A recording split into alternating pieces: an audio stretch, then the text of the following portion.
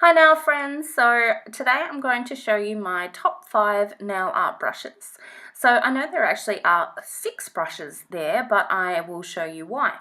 So I have out 6 display tips and I'm going to go ahead and start with this brush first. So my apologies that it is so disgusting and dirty. It's one of my most used brushes in my nail studio. So that's why it looks the way it looks. So this is a nail art brush from Honey Pot, and this is just called 01. So I'm going to start off with this brush today. Now this isn't going to be a nail art tutorial or anything like that. I'm simply showing you some examples of how the brushes work. So I've just inserted a few short clips of a bit of a demo on each of the brushes. So this little brush I like for really small details. I like it for swirls. I sometimes use it for line work, but mostly I use it for close-up details. So things like if I'm doing a character's face, if I'm doing something like what I'm doing here, any type of close detail work where I need lots and lots of control over the brush, I will use this one.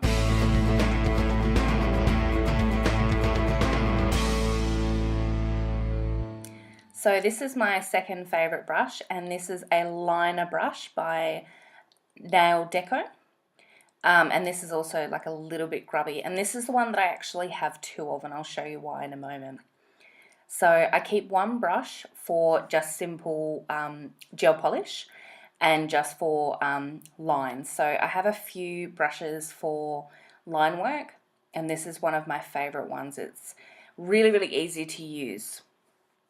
So again, I'm not going to show you, I'm going to make a few display tips, but I'm not going to show you a full nail art tutorial. If you do want to see any of these looks, then please let me know and I can make a video on some nail art tips and tricks.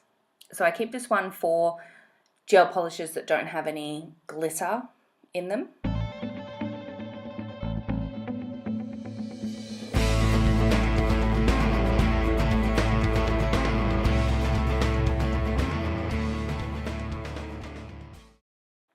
You can see how smoothly and easily it is to make the lines with that brush. Now the second one I use is for glitter. So I like to work with Elegance gels. They're very, very concentrated, and I really, really like their glitter gels. So I load up my brush quite a bit, and then you can see that it has the same effect. It's really easy to use even with glitter. But I do like to keep them separate just so that no glitter gets into my like gel polishes that don't have glitter in there. Because as you know, anyone that works with glitter, it can spread everywhere, even if it's in a hard gel like the Light Elegance gels.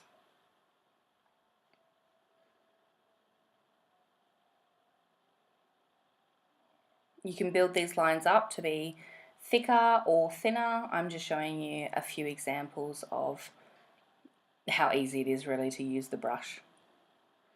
This one is a new favourite of mine. So this is in the Light Elegance collection from Celina Ryden in her signature range. This brush is called Stripy. So as you can imagine, it's good for stripes. This is another one of the brushes that I like for fine lines. This one I find I actually wouldn't mind trimming it down a little bit. I find that it can be a little bit thick, but compared to the Nail Deco one, you can tell that the bristles in the hair are very, very high quality. You can tell once you load up your brush of the gel polish or gel paint, I have used it with gel paint, that it is really, really high quality. Unfortunately, you can only buy these brushes at the moment in a set. I'm hoping that Light Elegance will hear all of us and they will pop some of the brushes to be purchased individually, because I wouldn't actually mind having a few of these stripy brushes. So this is a brush that I use for nail art, but it actually is an acrylic brush. It's a size 6 acrylic brush that I've never used for acrylic. I broke it in just by fluffing it up, and you can see that it's nice and fluffy, and I use this to apply pigments. You can use a fan brush, or there are several other brushes. I've seen some nail techs use a flat eyeshadow brush. I prefer to use this brush because I find that it picks up the pigment really well, holds the pigment really well, and it disperses it really well. And another one of my brushes, I think this is the last one, is a 3D brush. So this is a 3D brush from Platinum, and you can get 3D brushes in several different sizes. I do like the size of this one. I think it's a 4.